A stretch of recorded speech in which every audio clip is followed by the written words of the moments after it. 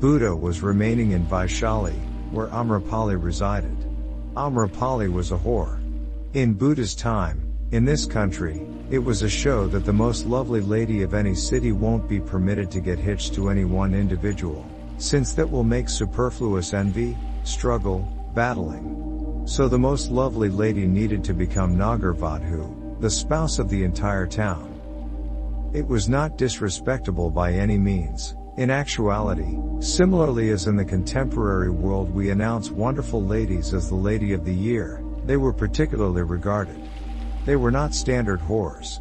Their capability was that of a whore, yet they were just visited by the extremely rich, or the rulers, or the sovereigns, commanders, the most noteworthy layers of society. Amrapali was extremely lovely. On one occasion she was remaining on her porch and she saw a youthful Buddhist priest. She had never fallen head over heels for anyone, albeit consistently she needed to claim to be an extraordinary darling to this lord, to that ruler, to this rich man, to that broad.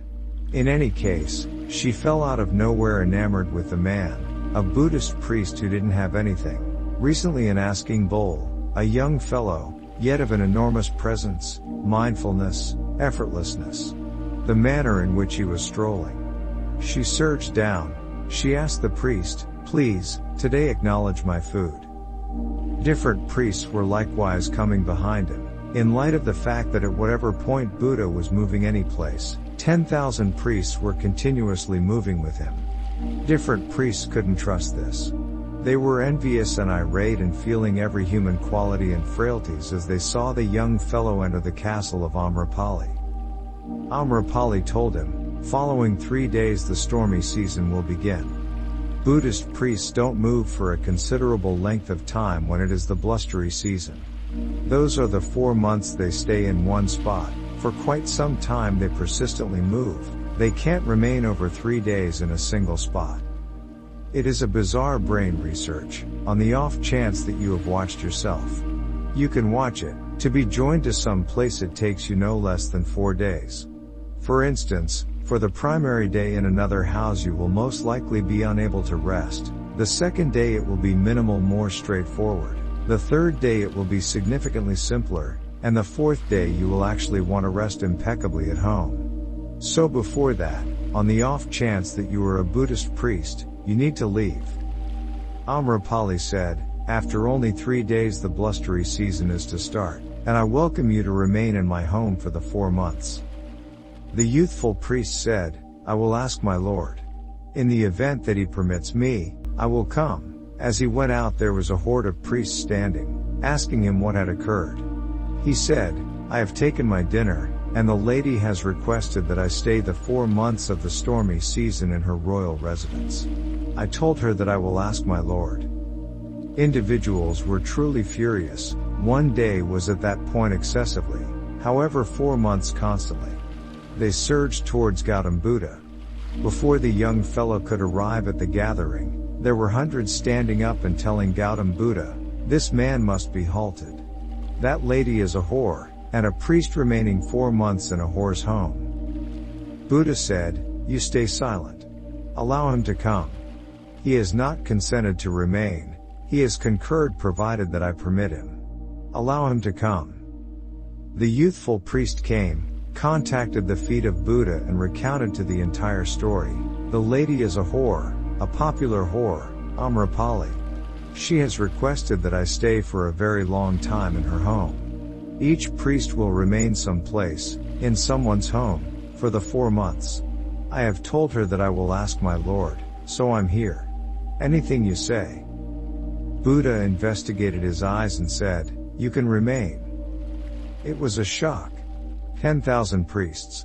There was extraordinary quietness, however incredible indignation, extraordinary envy. They could hardly imagine how Buddha has permitted a priest to remain in a whore's home. Following 3 days the young fellow left to remain with Amrapali, and the priests consistently began bringing tattles. The entire city is agog. There is just a single talk, that a Buddhist priest is remaining with Amrapali for a long time constantly. Buddha said, "You ought to stay quiet. 4 months will pass and I trust my priest. I have investigated his eyes, there was no longing. Assuming that I had said no, he could never have felt anything. I said okay. He essentially went. Also, I confide in my priest, in his mindfulness, in his contemplation. For what reason would you say you are getting so unsettled and stressed? In the event that my priest's reflection is profound, he will change Amrapali, and on the off chance that his contemplation isn't profound, then Amrapali might transform him. It is presently an inquiry among reflection and a natural fascination. Simply hang tight for quite some time. I trust my young fellow. He has been doing completely well, and I have each assurance he will emerge from this fire test totally triumphant. No one trusted Gautam Buddha. His own supporters thought, he is trusting excessively. The man is excessively youthful, he is excessively new, and Amrapali is excessively lovely. He is facing a superfluous challenge.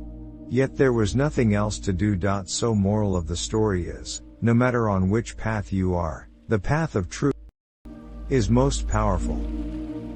Following 4 months the young fellow came, contacted Buddha's feet, and following him was Amrapali, dressed as a Buddhist sister. She contacted Buddha's feet and she said, I made an honest effort to lure your priest, yet he allured me. He persuaded me by his presence and mindfulness that the genuine is at your feet. I need to give every one of my assets to the cooperative of your priests. She had an exceptionally gorgeous nursery and a delightful castle. She said, you can make it a spot where 10,000 priests can remain in any stormy season. Also, Buddha shared with the get-together, presently, would you say you are fulfilled or not? In the event that contemplation is profound, assuming mindfulness is clear, nothing can upset it. Then everything is fleeting. Amrapali became one of the edified ladies among Buddha's supporters.